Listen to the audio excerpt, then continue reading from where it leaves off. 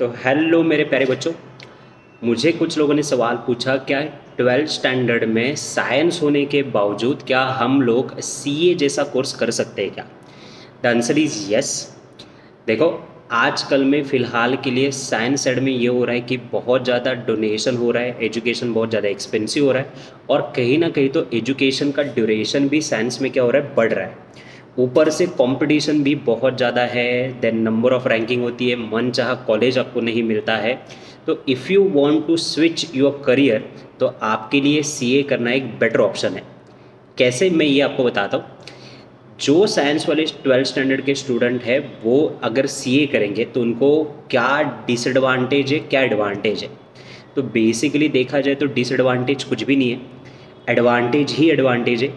Advantage number 1 कि आपको जो टेंशन रहता है कंपटीशन का एंड ऑल दैट कि कौन सा कॉलेज मिलेगा नहीं मिलेगा एंड ऑल दैट, वो टेंशन नहीं रहेगा क्योंकि यहाँ पे सबको इक्वली ट्रीट किया जाता है। दूसरा, आपके बहुत सारे पैसे बचेंगे क्योंकि जो पैसे आप फीस में डोनेशन थ्रू इन लोगों पे खर्च करने वाले थे वो पैसे आपके कहीं ना कहीं तो यहाँ पे सेव हो रहे हैं।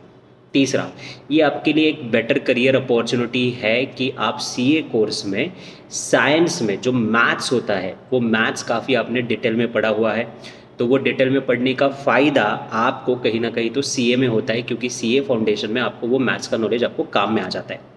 दूसरा फ़ायदा ये होता है आपका कि देखो, साइंस में हो तो आपने 11th में भी मेहनत की है, 12th में भी मेहनत की है, आप मेहनत करना जानते हो, हार्डवर्क करना जानते हो। और सीए होने के लिए यही एग्जैक्टली क्वालिटीज़ आपको चाहिए कि आपको हार्डवर्क करना है।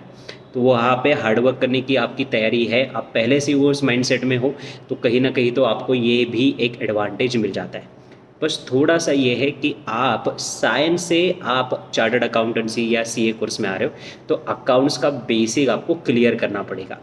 बट ये अकाउंट का जो बेसिक आपको क्लियर करना है, क्या ये आपका अभी क्लियर हो जाएगा? क्योंकि 2 साल 11th या 12th में मैंने तो अकाउंट्स पढ़ा भी नहीं है। So don't worry about that. ये जो एग्ज़ाम है उसका नाम ही है सी ए फाउंडेशन, मतलब ये आपका अकाउंट्स का फाउंडेशन बना के दे रहा है, ये आपको अकाउंट्स का बेस बना के दे रहा है। तो ये फाउंडेशन से ही पढ़ाया जा रहा है। तो आपका 11th 12th में भले ही आपका साइंस हो फिर भी अकाउंट्स में आपको दिक्कत नहीं आएगी क्योंकि यहाँ पे अकाउंट्स वापस दोबारा, जो कॉमर्स का बच्चा हो या साइंस का हो या कोई भी बच्चा हो, उसको दोबारा जो 11th में 12th में उसने पढ़ा है वो basic real person nominal account जो भी है ये दोबारा उसको पढ़ना है। तो बट ऑब्वियसली ये फाउंडेशन से ही आप पढ़ोगे तो आपको कहीं ना कहीं तो वो अकाउंट्स में जो दिक्कत आने वाली है वो दिक्कत भी कहीं नहीं आएगी। सो बहुत ज़्यादा आपके लिए एडवांटेज है कि अगर आप ये करियर अपॉर्चुनिटी चूज़ करते हो तो आपके लिए एक बेहतर अवसर रहेगा for the corporate, for the professional, for running your business. तो ये एक बेस्ट अपॉर्चुनिटी है। तो सोचिए, अगर इसके बारे में अगर आपको कोई भी डिटेल जानकारी चाहिए तो आप हमसे रीच आउट हो सकते हो। यहाँ वीडियो के नीचे डिस्क्रिप्शन में आपको नंबर दिया गया है, आप हमसे कांटेक्ट करके आपके जो भी डाउट्स है वो सारे के सारे रिजॉल्व कर सकते हो।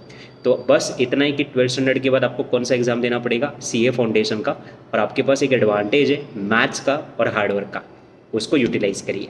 Bye bye.